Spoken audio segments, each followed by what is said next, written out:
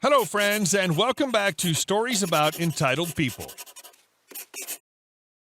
Let's start today's video with a warm-up story about the complicated relationship between a husband and wife. But before we begin, don't forget to subscribe to our channel if you're new here and turn on notifications so you don't miss a new video every single day. Here we go. Want to squeeze every penny? Go ahead, but it'll cost you.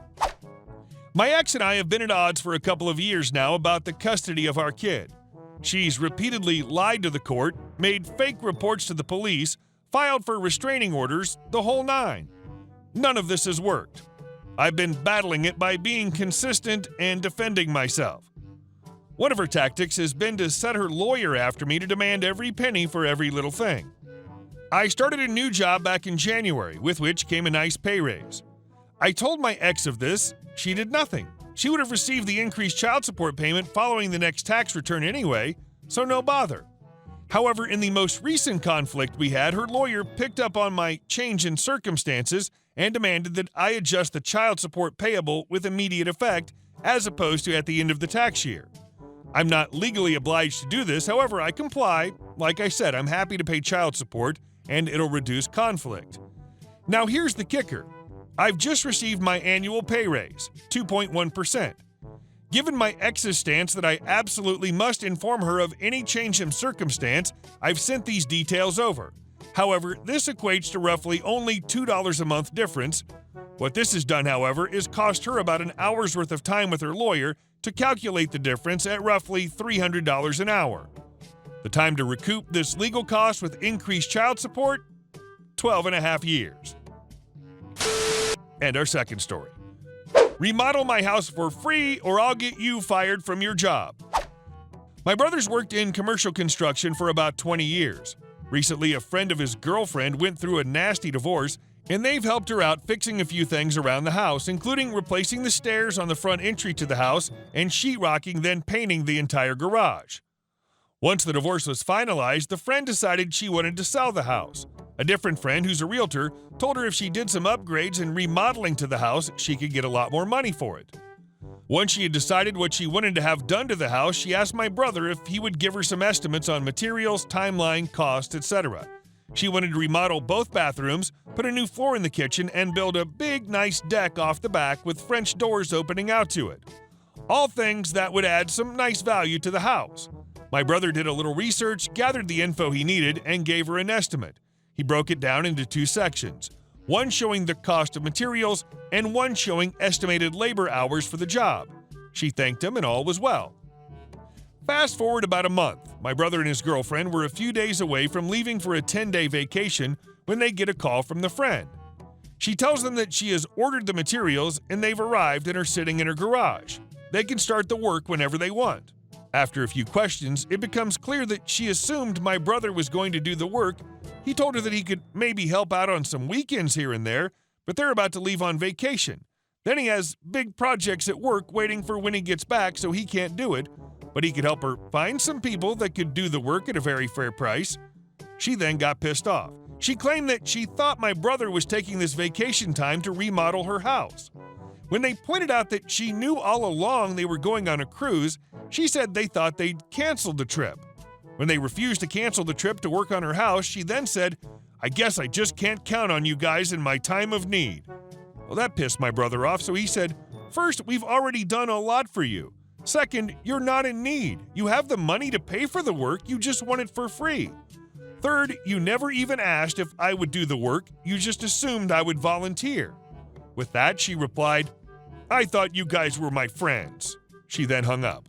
When my brother got back from vacation and went back to work, he found out that this friend had called the company he works for and told them he was stealing materials from them because he always had stuff in his truck. It's a company truck, and it does always have materials in it because he's taking them to and from various job sites. When he confronted her over this, she told him that after she saw his true colors when he refused to help her, she thought the company he works for, and has been with for more than 15 years, should know what kind of person he is. Luckily, the company didn't believe her. So basically, she tried to get him fired from his job because he wouldn't remodel half her house for free. My understanding is that she later tried to do the work herself and screwed it up badly, so she ended up having to pay even more to have someone fix what she did incorrectly, then do it all over correctly. And our last story. Entitled parent steals from student fund, gets sued over corruption. I'm a 23-year-old university student in Slovakia.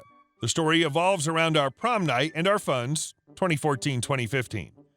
In my secondary school of business, Commercial Academy, we used to pay 50 euros into the fund each year to save up for the prom.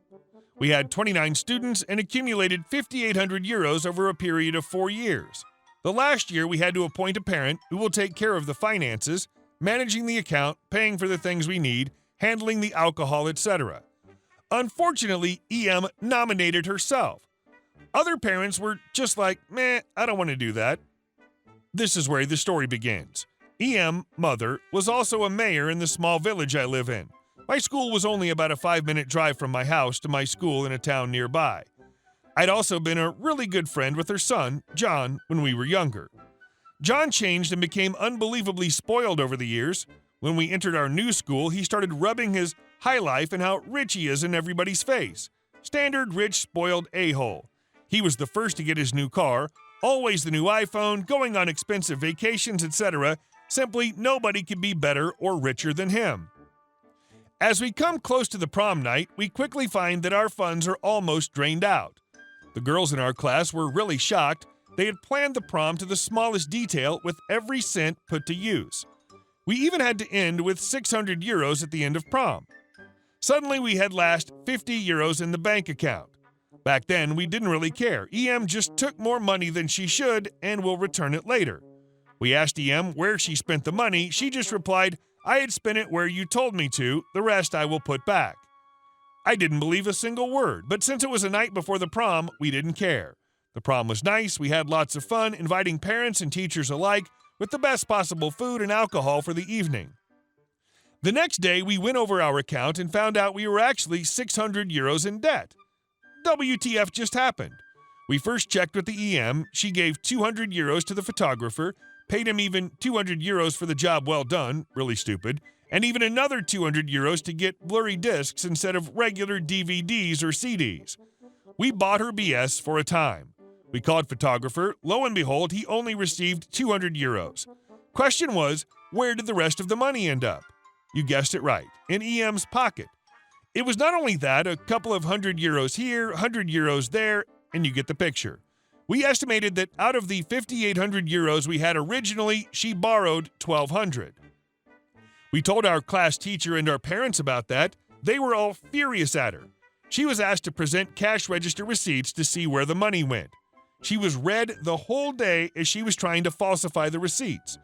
Eventually, nobody bought into her lies anymore. She was asked multiple times to cover the losses, but she always found an excuse. Couldn't press charges as the fund was rather voluntary and we had no official documents. Plus, we gave her all the info how to withdraw the money and the credit card. Eventually, our graduation came along, Marussia in Slovakia. We had no more money to make a small feast for the teachers before the graduation, as we would never see each other again. Some of the parents volunteered to bake a cook or something for the teachers. The EM came as well, and she even had the courage to eat from the tables our parents voluntarily made, free of cost. She was even asked to stay outside and was not allowed to enter until she pays her debt. A few days after, I get a Facebook notification from John.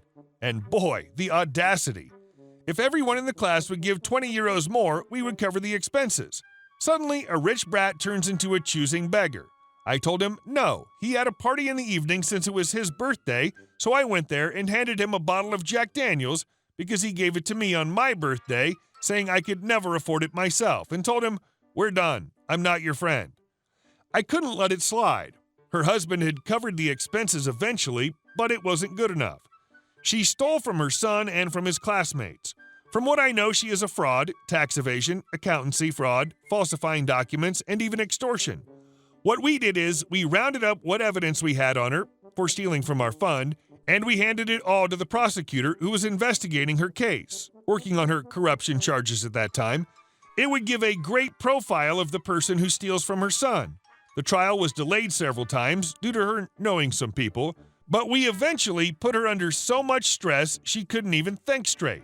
We sometimes wrote messages on her Facebook page asking for her confession to the police and even sending emails to her detailing her scam. After a while, she was making even bigger mistakes. She was trying to avoid this trial as much as possible. She wouldn't want to be confronted by stealing from a prom fund from her son. Her actions got to her fast. There's still ongoing corruption investigations, 3 I know of, as well as abuse of powers as a public official. There's also a warrant to arrest her. Don't know if they really did. Since the last trial of another scam, she even had to pawn her house, sell her car, and even her son's motorcycle. She's now in hiding.